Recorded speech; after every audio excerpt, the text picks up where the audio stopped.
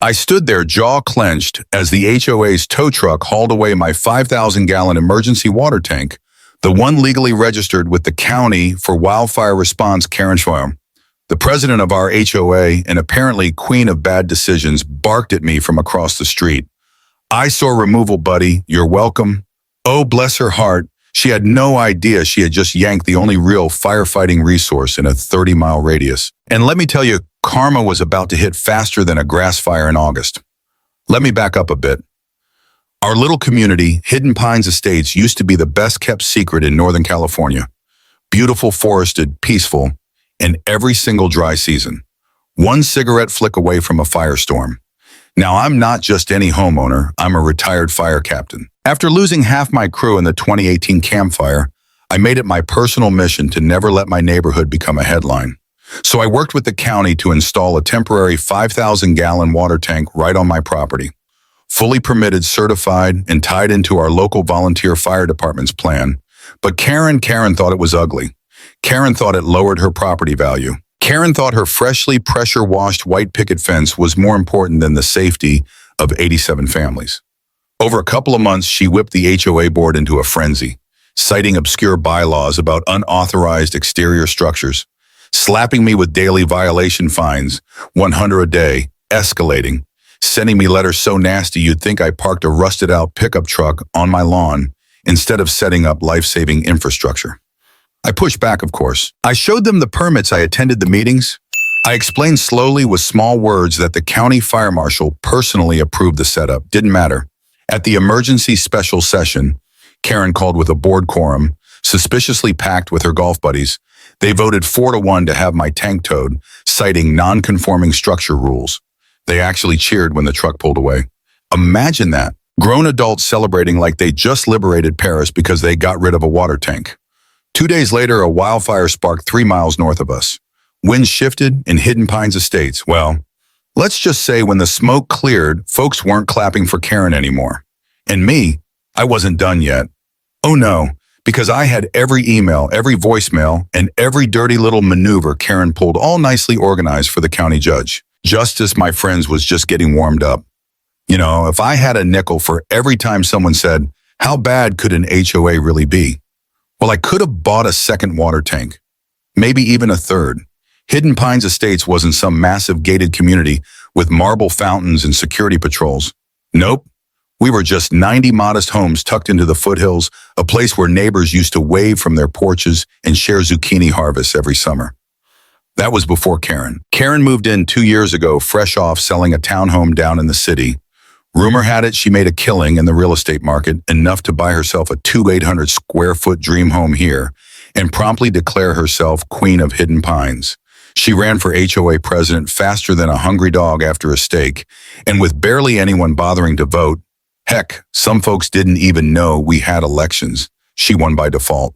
From day one, it was rules, and more rules. No RVs in driveways longer than 12 hours. No unauthorized porch furniture, which apparently included my grandma's antique rocking chair. Lawn height inspections every third Tuesday, and if you dared question her, Karen would weaponize the violation fine schedule faster than you could say, "Overreach $50 here, $100 there." It added up quicker than gas prices in July. Now about that water tank. After the fire marshal's visit and the county's emergency prep grant, I installed that 5,000-gallon beast right where it made the most sense. The edge of my backyard, backing onto the wildland interface, far enough not to bother anyone, close enough for quick access in a fire. At first, nobody said a word. Most folks were grateful. Old Mr. Jensen next door even shook my hand and said, "God bless you, son. We need more folks like you." But then Karen noticed it. I guess she spotted it from her second-story window between counting how many American flags were too many for Independence Day. Next thing I knew, there was a bright pink notice of violation duct taped to my garage door. I figured it was a mistake, misunderstanding. I mean, I had permits thicker than a phone book backing me up. So I went to the next HOA meeting, armed with documents, ready to be reasonable. Big mistake. The meeting was held in the clubhouse. You know, the one Karen spent HOA funds repainting pastel yellow because it looked more cheerful. There she sat at the head of the table, flanked by her hand-picked board members. Bob, who just wanted to get home in time for Monday Night Football, Susan, who agreed with Karen because they played pickleball together, and Frank, who honestly might have been asleep half the time. I stood up, papers in hand, explained the situation calmly. Detailed the fire hazard reports, the county's emergency designation. Everything. Karen leaned back in her chair, crossed her arms, and said, "Well, we didn't authorize that tank. It violates Section 82B of the Community Appearance Standards." I blinked. Section 82B? I asked. She smirked. No structures visible from public areas without prior architectural review approval. Folks, they were calling an emergency water tank, certified life-saving equipment, an unapproved structure, like I'd built a tree house out of beer cans. I tried reasoning. I tried citing county code. I even brought up the insurance implications, because if wildfire mitigation wasn't documented, HOA liability could skyrocket.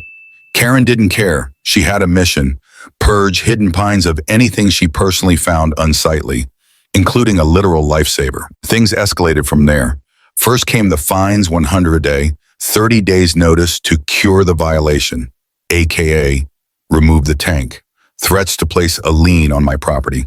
Then came the letters, hand-delivered sometimes twice a day, typed in Comic Sans font no less, which frankly was offensive enough on its own.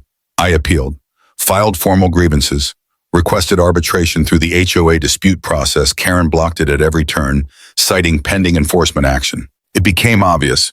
This wasn't about rules anymore. This was personal. Karen didn't just want the tank gone. She wanted me to bend the knee, to admit that her tiny fiefdom of pastel houses and manicured hedges was more important than a wall of fire closing in from the north.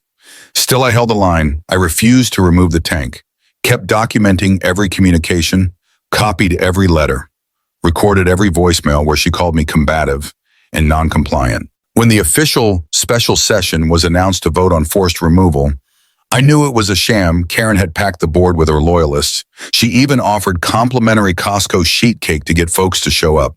Bribery by chocolate frosting, classy. The vote passed 4-1. And 48 hours later, I woke up to the unmistakable sound of a diesel tow truck rumbling up my driveway. They hitched up my water tank like it was a broken-down Buick and hauled it off to who knows where. Neighbors peeked through curtains. Some even smiled. Karen stood in her driveway, hands on hips, grinning like a possum in a cornfield. I couldn't believe it. All that work, all that preparation gone because one woman couldn't stand the sight of a gray tank. But don't worry, what Karen didn't realize, and what made me smile, even as the tank disappeared down the road, was that she had just stepped into a hornet's nest. Because I wasn't just a guy with a tank. I was a guy with permits, county backing, and about 6 different legal channels ready to be unleashed. And best of all, wildfire season had just begun. You know how sometimes right before a storm hits, there's that weird, heavy silence in the air. The birds get quiet, the sky turns a funny color, and you know deep down something bad's about to happen. That's exactly what Hidden Pines Estates felt like the day after they hauled away my water tank. It wasn't just me feeling it. No, sir. The whole community felt it too. They just didn't realize yet who they had to thank for it. That Friday, the fire warnings kicked into high gear. Dry lightning storms were sweeping through the northern counties. Humidity dropped to single digits. The air smelled like a barbecue pit, and not the good kind. Then came the emergency alert on everyone's phones. Rare flag warning, extreme fire danger. Guess what? Our community was smack dab in the projected path of a fast-moving wildfire. The same kind of blaze that didn't politely knock. It kicked your front door off the hinges. Meanwhile, Karen, she was organizing the HOA's annual garden contest. Because priorities at that weekend's meeting, and I kid you not, she spent 20 minutes debating whether fake ivy counted as a natural aesthetic under HOA landscaping guidelines. The fire barely rated a passing mention. When I raised my hand and calmly suggested we should, maybe discuss community evacuation plans, Karen pursed her lips and said, "We need to stay positive and not cause unnecessary panic." Unnecessary panic. While the county 2 towns over was already issuing voluntary evacuations, the next day it hit. A wall of smoke rolled over the hills like something out of a bad disaster movie. By noon, ash was falling like gray snowflakes. The sky turned a sickly orange, and you could barely see across the street. It wasn't a drill anymore. It wasn't a hypothetical. And guess what? We didn't have. Yep, a 5,000-gallon water tank. Fire crews scrambled to set up portable tanks. Neighbors started packing their cars. People were running around with garden hoses like they thought it would actually do something against the 40-foot wall of flame. I stood there watching it all unfold, heart sinking. If my tank had been there, if Karen had just listened, the firefighters would have had an immediate water source. Precious minutes, maybe even lives could have been saved. But Karen wasn't done making it worse. Oh no! Queen Karen decided to double down. Apparently during the early chaos when the volunteer fire department tried to clear access routes, Karen stopped them at the community entrance. Yes, you heard that right. She blocked emergency vehicles because they didn't have proper HOA visitor passes, made them wait at the gate until she got authorization. Meanwhile, flames were eating up dry brush less than half a mile away. Neighbors screamed at her. One poor guy, Hank, 2 streets over, nearly threw his back out trying to manually lift the gate himself. It was full-blown panic. Finally, Deputy Sheriff Reynolds showed up, flashing his badge, barked some orders, and the firefighters were let in. But by then, precious time had been wasted. Now here's where things got really ugly. Turns out the fire jumped the fire breaks faster than expected. Several homes on the north edge of Hidden Pines caught embers. Decks ignited, trees torched up like Roman candles. Emergency crews did the best they could, but without that immediate water supply. Let's just say it wasn't a pretty scene. 3 homes were heavily damaged.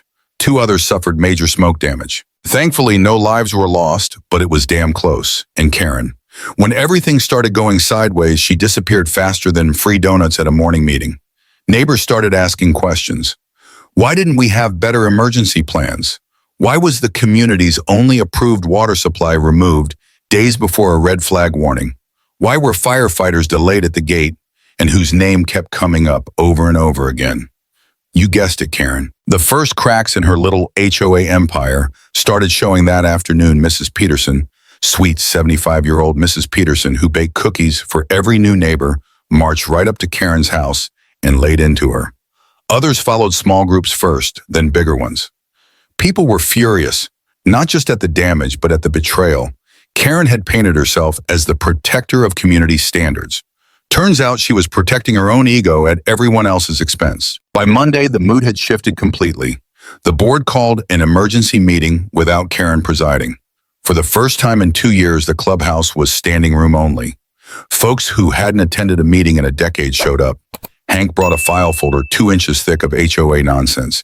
He'd been slapped with Martha, who lost part of her fence in the fire, demanded a full accounting of Karen's executive decisions. And me.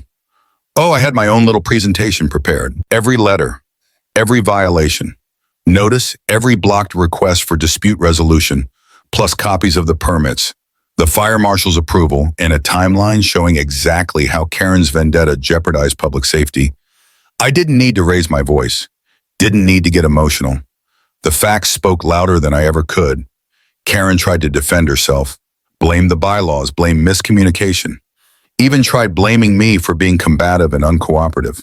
It didn't fly. Not this time. The vote to remove her as HOA president passed unanimously. Even Bob and Susan, her old loyalists, abandoned ship faster than rats off the Titanic. But remember, I told you I wasn't done yet, because Karen's real reckoning wasn't just losing her little kingdom. Oh no, it was just getting started. There's a certain smell when a wildfire passes through your town. It's not just the smoke, it's the bitter scent of things lost, trust, safety, sometimes even dignity. And in Hidden Pines Estates, it smelled a lot like burnt ego, specifically Karen's. Now, kicking her off the HOA board was a good start. Don't get me wrong, watching Karen hand over her little gold-plated name tag while folks glared daggers at her chef's kiss. But like my old captain used to say, if you want to put out a fire, you don't just stomp the flames, you soak the embers. And buddy, I had plenty of embers left to soak. First step, I filed a formal grievance with the county's Department of Community Affairs. See, what Karen didn't realize was that her little special session to tow my water tank, it violated about 6 different procedural laws. No proper notice to affected parties, no emergency exception filing with the county, no architectural review committee consultation, which ironically she had created, and tampering with emergency mitigation measures approved by the fire marshal. That's a whole different can of worms. Within a week, an official county investigator rolled into Hidden Pines clipboard, camera stern, faced the whole 9 yards. Karen tried playing nice at first. Oh, she smiled. She offered lemonade. She even tried blaming it all on administrative confusion. Didn't work because guess who had carefully documented everything? Yep, yours truly emails, meeting minutes recordings, even photographs showing the tank in compliance with county fire regulations. The investigator didn't say much, just nodded, took notes, and let Karen dig her own grave, one syrupy excuse at a time. Meanwhile, things started getting messy. Homeowners who suffered property damage filed insurance claims. Insurance adjusters took one look at the missing water tank situation and started asking very uncomfortable questions. Turns out the HOA meeting, Karen had opened the community to serious liability by removing designated emergency resources.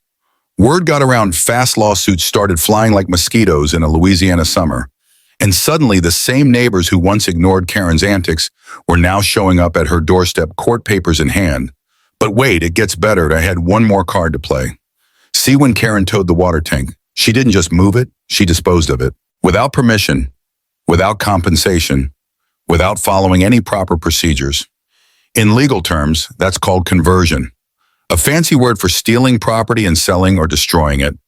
And because the tank was registered under emergency management guidelines, destroying it wasn't just a civil issue, it was a criminal offense. So on a crisp Wednesday morning, while Karen was pruning her begonias, a sheriff's deputy walked up her driveway and handed her a bright yellow citation, violation of Emergency Services Code, unauthorized destruction of emergency infrastructure, maximum fine $10,000 plus civil restitution plus administrative sanctions.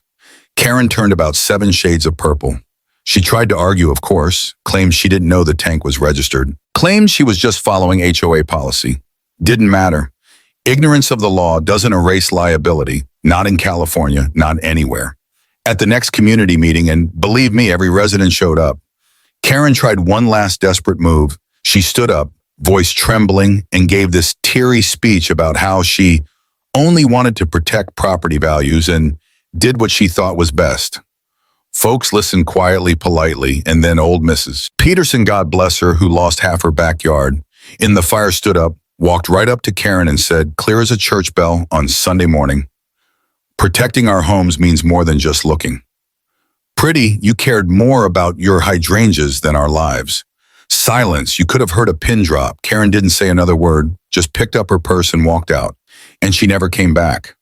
After that, the board voted to settle with the damaged homeowners. They overhauled the HOA bylaws, added emergency preparedness clauses, community fire plans, and most importantly, protection for designated mitigation structures like water tanks. Guess who volunteered to lead the emergency planning committee? Yep, me funny. How life works, and Karen. Well, she sold her house at a loss, couldn't find a buyer fast enough. Once word got out about the lawsuits. Last I heard, she moved back to the city. No HOA needed just a tiny condo with a spectacular view of a brick wall. Poetic, ain't it? Looking back, it still blows my mind how one person's vanity, one person's stubborn pride could have cost so much more. But it also reminded me, in a real community, it's not about looking perfect. It's about having each other's backs when the fire comes, literally and figuratively. You ever notice how after a fire, the first thing that grows back is tougher than before? The trees come back, yeah, but they're gnarled, hardened, rooted deeper. It's like they remember the heat and they decide they're not getting caught off guard again. That's exactly what happened to Hidden Pines Estates. We didn't just rebuild houses, we rebuilt trust, and man, let me tell you, it wasn't easy. The first few months after Karen left were awkward to say the least. Neighbors who hadn't spoken in years were suddenly face to face trying to figure out how to fix the mess we'd all ignored for too long. Turns out when you leave everything up to one bossy person for too long, bad habits start to settle in. But fire has a way of burning the nonsense right out of you. We started small. First, the board held open elections, real elections. Paper ballots, independent observers, the whole shebang. No more stuffing meetings with golf buddies and bake sale bribery. This time folks actually cared. They showed up, they asked questions, they demanded transparency. And guess what? We found out we had a lot of good people in the neighborhood, smart people, decent people, people who didn't give a damn if your lawn was a half-inch too long as you were a good neighbor. Next, we tackled emergency preparedness. No more hoping for the best. We created a community evacuation plan, a volunteer fire watch team during red flag days, neighborhood safety drills every spring. We even coordinated with the local fire department to install permanent water tanks, not just one, but 3 strategically placed around the community. The best part, the new bylaw specifically stated that life-saving equipment couldn't be fined, cited, or removed without a full vote of the Homeowners Association and approval from the County Emergency Services. Imagine that, using common sense for a change.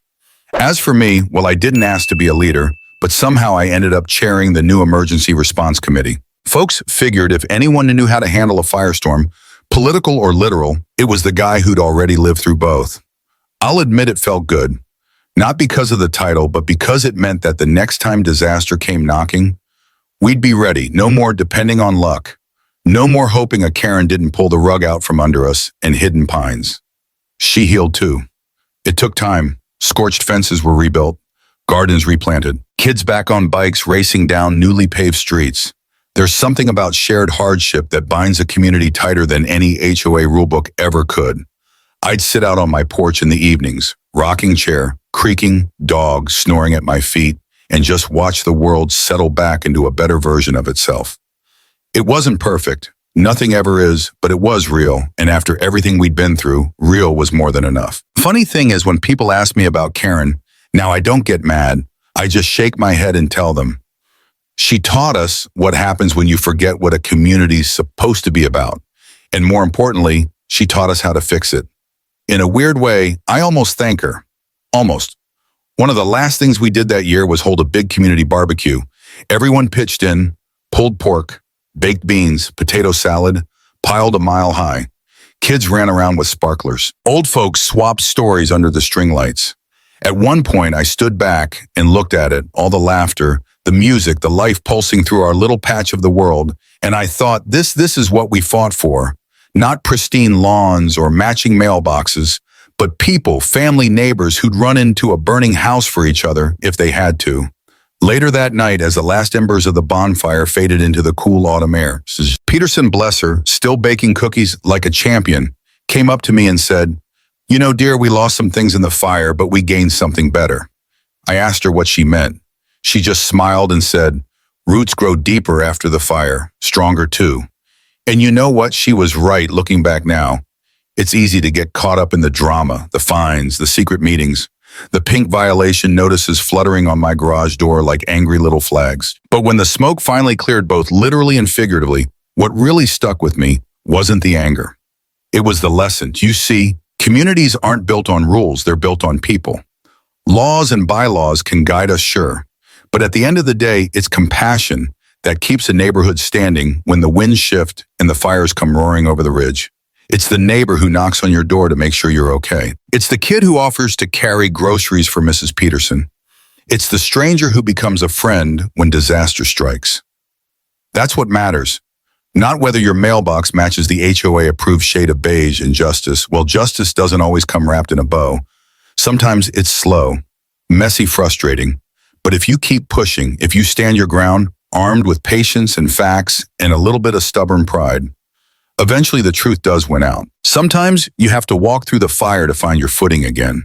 And sometimes the fire burns away the things you didn't need in the first place. I don't know where Karen ended up. Maybe she learned something. Maybe not. But here in Hidden Pines, we sure did. We learned that protecting each other is more important than protecting appearances. That leadership without humility is just vanity with a clipboard. And that even the smallest acts of kindness, a shared hose, a hand to hold, can mean the difference between tragedy and triumph. Have you ever dealt with a Karen in your neighborhood? Ever had to fight back when the rules didn't make any common sense? Drop your story in the comments below. I read every single one, and trust me, you're not alone. Because at the end of the day, it's not about the battles we fight, it's about the community we build afterward. Thanks for sticking around, neighbor. I'll see you at the next story.